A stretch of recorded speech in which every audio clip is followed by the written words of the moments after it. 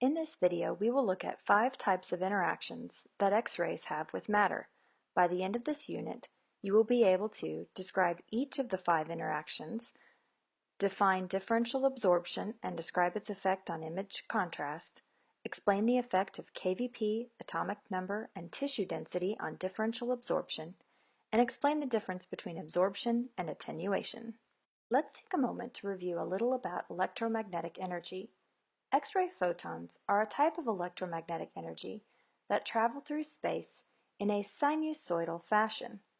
Photons that travel a shorter wavelength move with increased frequency and energy. So, the relationship between wavelength and energy is indirectly proportional. In other words, decreasing the wavelength increases the frequency and increases the energy. X-rays have very short wavelengths, ranging from 10 to the -8 to -9 meters. If we look at 3 X-ray photons that travel with increasing energies, you'll see how each interacts with an atom. The first low-energy photon travels with a longer wavelength and interacts with the entire atom. The second moderate-energy photon travels with a shorter wavelength and interacts with electrons, causing ionization. This is the type of interaction we have in diagnostic radiology. The third high-energy photon has a much shorter wavelength and completely disappears when it interacts with nuclei, creating a nucleon fragment. There are 5 specific mechanisms of interaction between X-ray photons and matter: coherent scattering, Compton effect, photoelectric effect, pair production, and photodisintegration. Compton effect and photoelectric effect are particularly important to diagnostic radiology and will be covered in greater detail in this video than the others. In coherent scattering, an X-ray photon interacts with a whole atom and causes it to become excited. This excitation causes the atom to release an X-ray photon of equal wavelength. However, it is now traveling in a different direction. Since the wavelengths are equal, there is no change in the energy level of the photon. This occurs when the photon has less than 10 kiloelectron volts of energy. Generally speaking, coherent scattering has little effect on the X-ray image. Some coherent scattering does occur throughout the diagnostic energy range, but it is a very small percentage and contributes only slightly to the image noise. The Compton effect refers to interactions between an X-ray photon with an outer shell electron. The photon causes the atom to lose an electron. Remember, this is called ionization, and the X-ray photon is scattered in a different direction with less energy. This interaction may also be called Compton scattering, since the X-ray is now traveling in a different direction. The Compton effect occurs throughout the diagnostic energy range and has a great effect on the X-ray image, though in a very negative way. The scattered photons provide no useful information on the radiograph and cause a reduction in image contrast. Continuing with the Compton effect, during this type of interaction, the ejected electron, known as the Compton electron, and the scattered X-ray may have enough energy left to go on causing more ionization reactions before losing all of their energy. You will learn in radiobiology that ionization reactions are what increase potential harm to the patient. In Compton interactions, the X-rays can be scattered in any direction. When they are scattered back in the same direction as the original photon, this is called backscatter. Compton scattered X-rays are the source of most of the occupational radiation exposure RTs receive, especially during fluoroscopic procedures.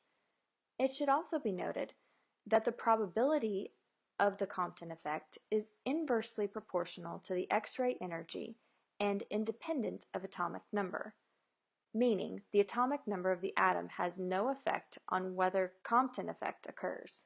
In the photoelectric effect, which also occurs in the diagnostic energy range, an X-ray photon interacts with an inner shell electron and completely disappears, causing the electron to be ionized.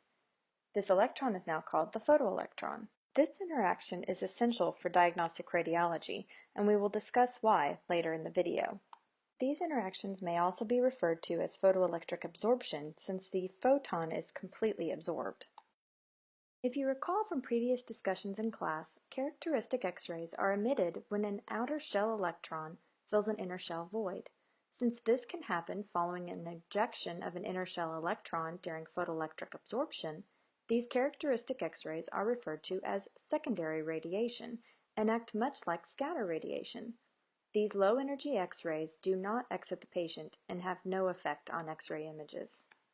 It should also be noted that the effective atomic number of the material does have an effect on this type of interaction. Remember, in Compton effect, the atomic number did not. With the photoelectric effect, the higher the effective atomic number, the greater the X-ray absorption. For example, the effective atomic numbers of fat and bone are 6.3 and 13.8 respectively. Greater X-ray absorption will occur with bone and lead to brighter white areas on the radiograph. However, increasing the energy of the X-rays decreases the probability of the photoelectric effect occurring. You can think of it this way. If you set your kVp too high, you will have very little absorption, and your radiograph will be too black to read. If an X-ray photon has enough energy, it will bypass the electron shells and interact with the nuclear field. In this interaction, the X-ray photon disappears, and a pair of electrons appear, one positively charged, called the positron, and one negatively charged, called the negatron. This is why this interaction is called pair production. Since the energy of the X-ray photon must be at least 1.02 mega-electron-volts, this interaction is unimportant in X-ray imaging. It does, however, have great importance to positron emission tomography, or PET imaging, in nuclear medicine. In photodisintegration, an X-ray photon with energy above 10 mega-electron-volts escapes interaction with the electron shells and the nuclear field. The X-ray photon is completely absorbed by the nucleus. The nucleus is raised to an excited state and emits a nucleon or nuclear fragment. This type of interaction does not occur in diagnostic radiology. As you've seen, only 2 of the 5 interactions are important to diagnostic radiology: the Compton effect and the photoelectric effect. More important than these interactions, however, are the X-ray photons transmitted through the body without interacting. Here you can see how these 3 types of interactions contribute to an X-ray image. Those that are absorbed create white areas on the image. Those that are transmitted through the patient create the dark areas on the image. Those X-rays that are scattered onto the image contain no diagnostic information, but contribute to the film just the same. We use techniques as RTs to reduce this type of X-ray as much as possible. In order to image bony structures in detail, you need to be able to see both the bones and the surrounding soft tissue. Those X-rays that undergo photoelectric absorption within the bone allow for light areas on the film, and those that pass straight through to the image receptor allow for the dark areas on the film. The difference in these X-ray interactions is called differential absorption, and is the sum of Compton scattering, photoelectric effect, and transmitted X-rays. A high-quality radiograph will have maximum differential absorption. To increase differential absorption, you can decrease kVp. However, in doing so, you will increase the patient dose. It is important to find a compromise between the two.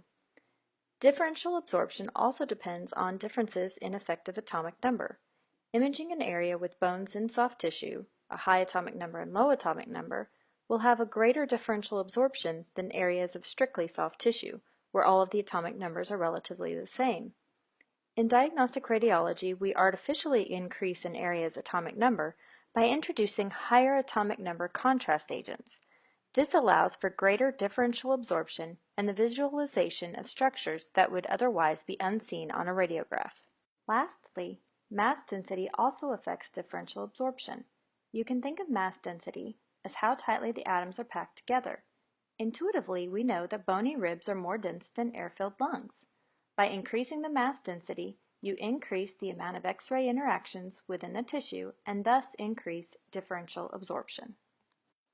Finally, we need to discuss the difference between 2 terms, absorption and attenuation. With absorption, it is considered an all or none process. Either the X-ray is absorbed and disappears, or it doesn't. If an X-ray is partially absorbed, it is considered a scattering interaction, since the X-ray photon emerges with less energy and in a different direction. Attenuation is the product of absorption and scattering. It is the total reduction in the number of X-ray photons remaining in the beam after passing through a given thickness of tissue. Let's wrap up by reviewing your objectives. Specifically, you should know the name of the interaction, the energy range at which it occurs, the specifics of the process, and whether or not it has an effect on diagnostic X-ray images. You should be able to define differential absorption, describe how it affects image contrast, and explain how kVp, atomic number, and mass density affect differential absorption. Lastly, you should be able to explain the difference between absorption and attenuation. Should you need further information, your textbook has similar diagrams and explanations in the chapter on X-ray interactions with matter.